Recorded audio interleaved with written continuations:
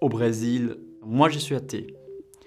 Et ça pose des problèmes quand je même parle à mes parents. En société, j'ai jamais dit, j'ai toujours eu peur de dire où je travaille que j'étais athée, parce que les autres, même s'ils ne sont pas exactement religieux, ils pensent que les athées sont des gens presque sans morale. Arrivent pas à penser qu'on peut avoir une moralité, on peut être en société, on peut vivre ensemble, à respecter, être solidaire, fraterne, tout ça, en étant athée.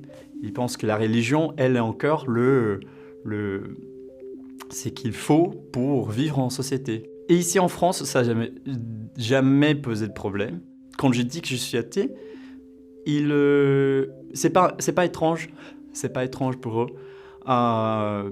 C'est quelque chose de tout à fait normal.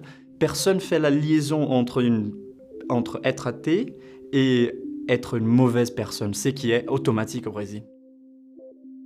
Je suis musulman. Mon nom même, mon prénom Al-Mami, ça veut dire Al-Imam. L'islam ne dit pas d'abandonner son travail pour faire la prière. C'est quand je rentre à la maison, je prie. Ou quand je ne travaille pas les vendredis, je vais à la mosquée. Avant de pratiquer sa religion, il faut avoir quand même des revenus qui permettent de vivre dignement. Parce que sinon, on ne pense même pas à Dieu.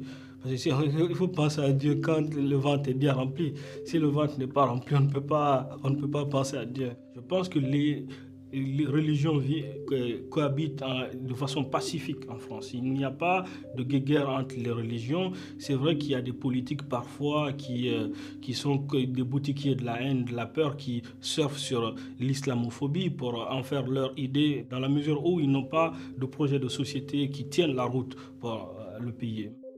C'est très tabou de parler d'Israël au Liban, c'est l'ennemi de la nation, etc. Ce qui fait qu'on grandit avec l'idée que c'est censé être nos ennemis, mais on ne connaît rien d'eux. Aucun livre d'histoire n'en parlerait. Toutes les pratiques du judaïsme, je ne connaissais absolument rien. Rien. Et là, j'ai tout appris sur une religion qui est, en fin de compte, c'est une religion monothéiste, c'est comme nous, comme les chrétiens, comme les musulmans, on a tous commencé les religions du livre, quoi. On est pareil, en fin de compte, on a une même histoire, les chrétiens et les juifs, quasiment, et on n'en connaissait vraiment rien, tellement c'est tabou au Liban de parler de ça. Donc maintenant, ici, c'est plus facile d'avoir plus accès. Si par exemple, demain, j'avais envie d'aller dans une synagogue, je pourrais. Au Liban, il n'y en a même pas. Donc voilà. Donc c'est intéressant dans ce cadre-là, la laïcité, c'est vrai que... Voilà.